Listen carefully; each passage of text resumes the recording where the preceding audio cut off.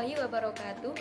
Hai teman-teman, perkenalkan nama saya Uyun Harisa, NIM 1520162. Di video kali ini saya akan menjelaskan tentang kisi-kisi tes tertulis. Apa sih kisi-kisi itu? Kisi-kisi adalah suatu format atau matriks yang memuat kriteria tentang soal-soal yang diperlukan atau yang hendak disusun.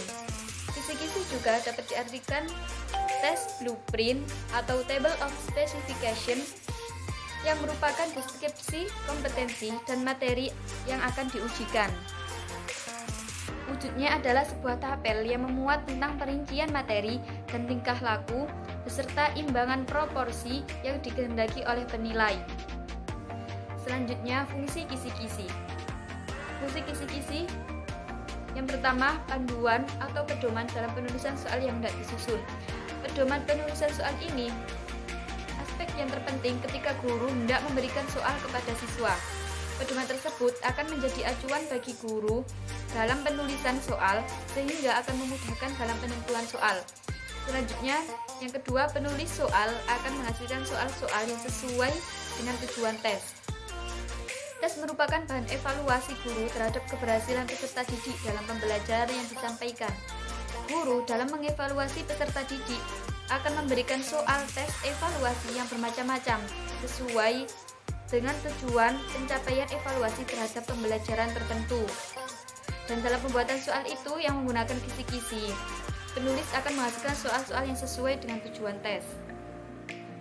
Dan yang ketiga atau yang terakhir yakni penyelarasan perangkat soal. Kisi-kisi ini membantu guru dalam menyelaraskan tingkat kesulitan soal sehingga akan memudahkan guru dalam proses evaluasi. Kemudian ada syarat kisi-kisi. Apa sih syarat kisi-kisi? Ada apa saja? Yang pertama, kisi-kisi harus dapat mewakili isi silabus atau kurikulum atau materi yang telah diajarkan. Yang kedua, komponen-komponennya diuraikan secara jelas dan mudah dipahami.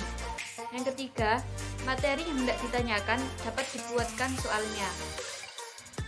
Selanjutnya ada komponen kisi-kisi. Komponen kisi-kisi ini terdiri dari dua komponen. Yang pertama, komponen identitas. Komponen identitas ini terdiri ada jenjang pendidikan, program atau jurusan, mata pelajaran, tahun pelajaran, kurikulum yang digunakan, jumlah soal, bentuk soal, dan alokasi waktu. Yang kedua ada komponen matriks. Komponen matriks ini terdiri dari kompetensi dasar, materi, indikator, dan nomor urut soal. Selanjutnya langkah-langkah penyusunan kisi-kisi yang pertama, kita menentukan kompetensi dasar. Kompetensi dasar ini dari kemampuan yang dikuasai siswa setelah mempelajari materi pelajaran tertentu. Kompetensi ini diambil dari kurikulum. Yang kedua, materi. Materi ini materi yang dikuasai siswa berdasarkan kompetensi yang akan diukur. Penentuan materi yang akan diambil disesuaikan dengan indikator yang akan disusun.